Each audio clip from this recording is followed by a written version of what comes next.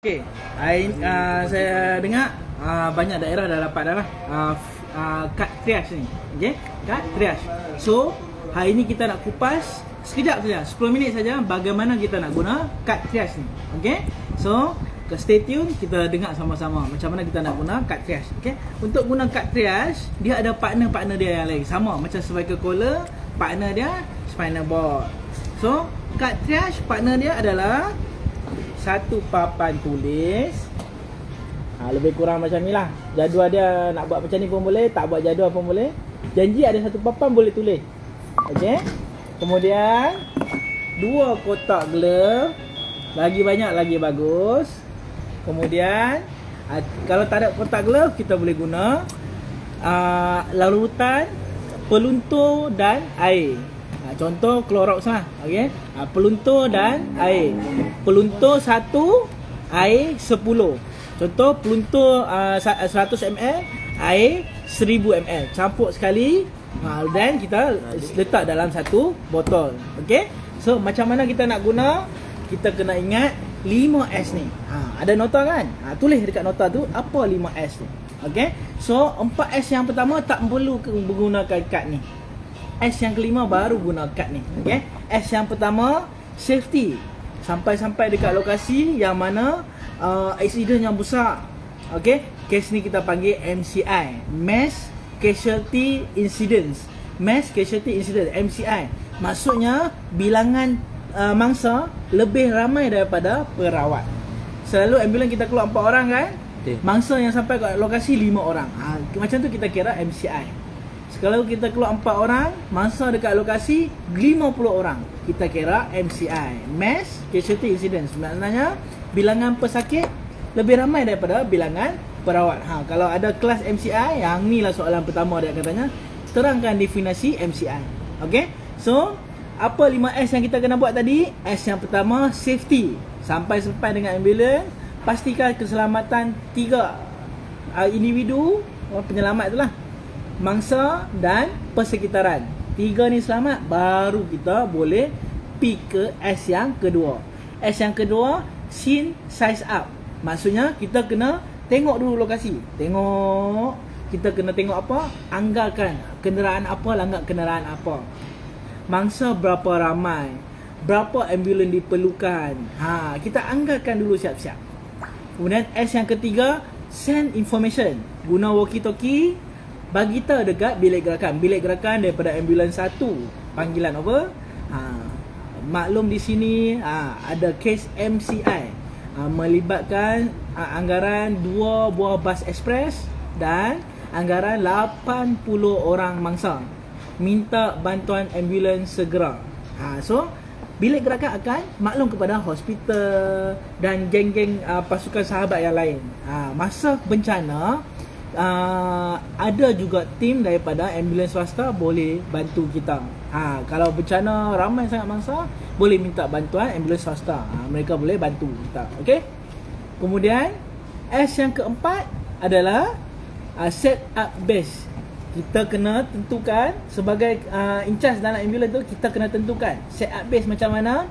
Kita kena pastikan laluan mana ambulans akan masuk. Yang ramai-ramai kita panggil ambulans tadi tu, kita panggil 50 biji ambulans main nak selamat 50 orang. So macam mana kita nak selamatkan, nak panggil, nak tentukan, pastikan jalan tak sesak. Macam mana kalau jalan masuk sebelah sini, jalan keluar kena kat tempat lain. Tak boleh laluan yang sama. Kalau laluan yang sama nanti jam. So just kena tentukan, minta tolong pemandu.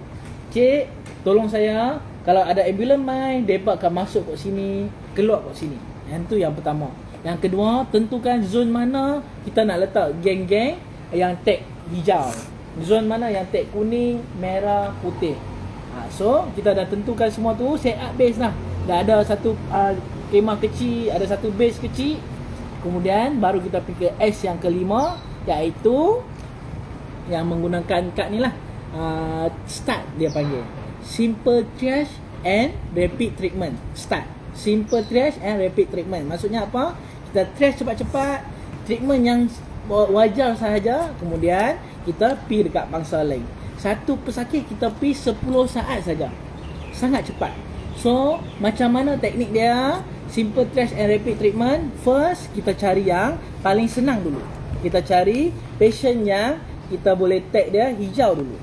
Kat ni boleh buka-buka kan. Bila buka kita nampak hijau, kita tutup yang lain. First kita cari mangsa yang boleh tag hijau dulu. Macam mana nak panggil mangsa yang tag hijau? Kita dah ada ambulans. Kita dah tahu dah lokasi nak letak mangsa yang kita tag hijau tadi kat mana. Kemudian kita buat announcement. Dalam ambulans dah ada pembesar suara. So gunakan pembesar suara tu. Assalamualaikum. Kami daripada ambulans APM. Okey, sesiapa yang boleh berjalan, sila berjalan ke arah ambulans. Rawatan akan diberikan di sini. So bila dia announcement tu dia buat 2-3 kali. Assalamualaikum, kami daripada ambulans APM. Sesiapa yang boleh berjalan, sila berjalan ke arah ambulans. Rawatan akan diberikan di sini. Sebut 3 kali. Kemudian daripada 80 orang mangsa tadi, ada 12 kan, 80 mangsa, yang main dekat kita 60 mangsa. Siapa saja boleh berjalan, automatik dapat hijau. So dah 60 orang mai. So sekarang kita main kerja lebih mudah lah. Kita boleh fokus dengan 20 orang yang tak boleh mai tadi. Kita nak tahu siapa dia tak boleh mai, patah kaki ke, tak sedar ke dan sebagainya. Okay, so bila dah tag mangsa yang jalan kaki tu mai, kita pun tag dia hijau. Kita pun bagi dia pakai hijau. Cik, nah ni tag untuk cik. Okay, cik pakai. Cik duduk dekat kawasan tu. So semua yang hijau akan duduk satu kawasan. Kemudian kita tinggal seorang saja kru. Selalunya kita tinggal driver lah. Abang driver tu kita tinggal macam mana? Cik, abang driver kita, cik tolong saya bawa keluar alat saja. Triangular bandage, script bandage, gauze, gamji, semua bawa keluar. Bagi dekat mangsa akan rawat sesama mereka sendiri. So dalam team tu ada orang yang pernah join pengakak, dia pernah belajar first aid.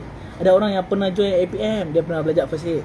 Ada orang yang kerja nurse, kerja doktor, dia tahu macam mana nak rawat. So 60 orang tu akan rawat sesama mereka sendiri. Kita yang sikit orang ni, kita nak fokus dekat mangsa yang lebih serius, yang kuning, merah dan sebagainya. Okay, so hijau dah settle, 60 orang dah mai, tinggal lagi 20 orang.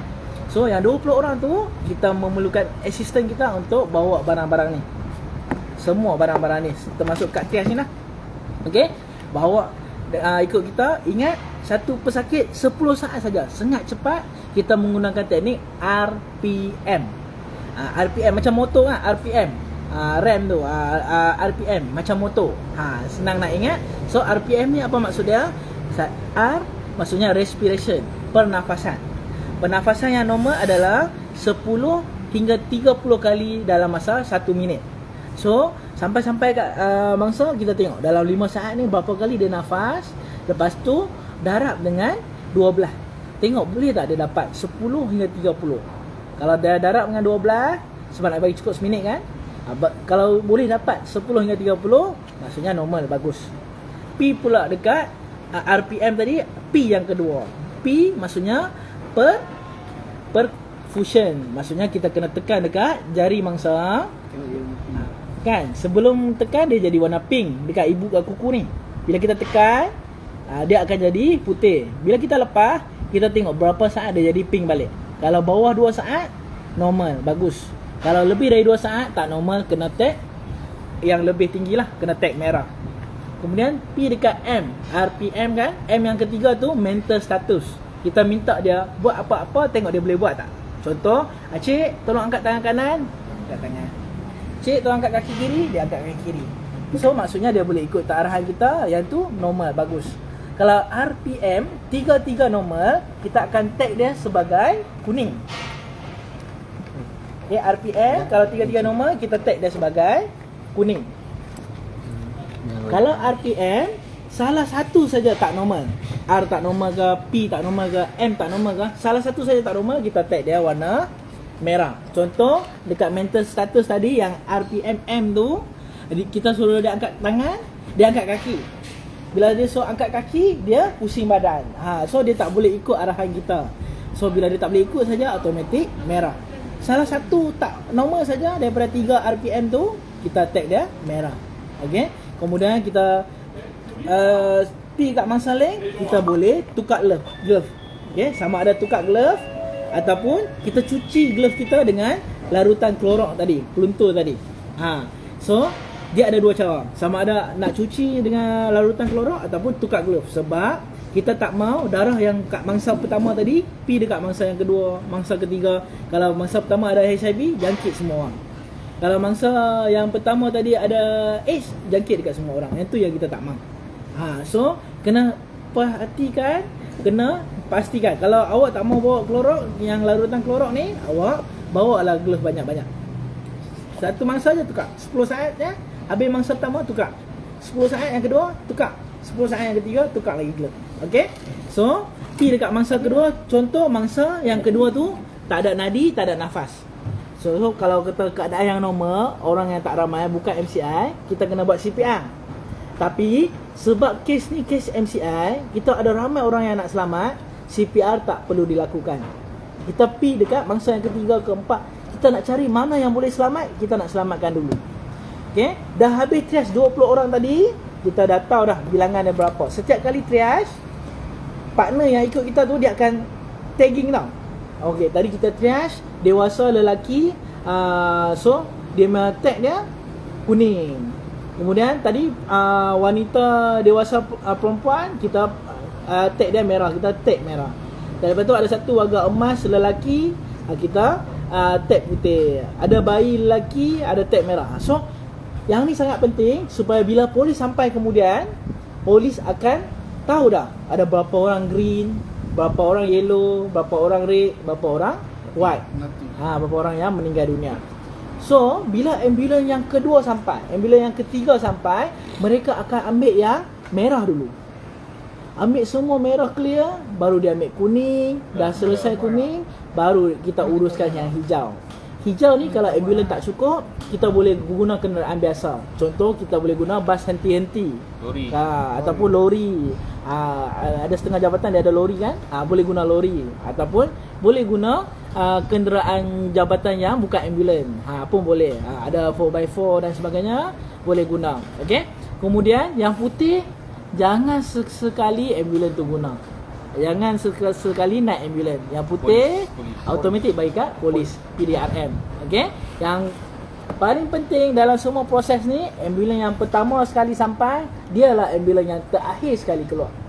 Ambulans yang pertama sekali sampai, dialah kena buat triage ni semua. Kemudian dia lah yang terakhir keluar, dia kena pastikan tak ada mangsa lagi yang tersorok bawah lori, terjatuh dekat longkang, terjatuh dekat gaung dan sebagainya. Dia kena make sure tu semua. Kalau tak, boleh dikira kecuaian. Okey? Ada soalan tak?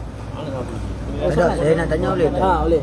Kalau macam yang hijau tu, Okey, kata ada yang APM apa semua. Kalau yang tak, kalau tak ada juga yang tu macam dia pun tak tahu nak ni macam mana kan? Soalan dia bagus. Okey, kalau orang yang tag hijau, kita tak check APM tau. Orang yang tag hijau ni automatik kita tahu maksudnya orang tu dia boleh jalan kat kita. Itu hijau. Kalau kuning dengan merah, mesti kena cek RPM. Dalam 10 saat tu, awak kena cepat-cepat cek RPM. Cek pernafasan dia, cek kuku dia, dan cek dia punya mental status dia. Kalau tiga-tiga okey, kuning. Kalau satu saja tak okey, merah. Macam tu. Jawab tak soalan? Boleh? Jawab. Okey. So, ada soalan tak? Tak ada. Tak ada. Okey, kalau lepas ni ada soalan ataupun kemudian baru tonton, boleh komen kat ruangan komen kat bawah. Kita bincang sama-sama. Okey. Terima kasih kerana menonton. Kan dulu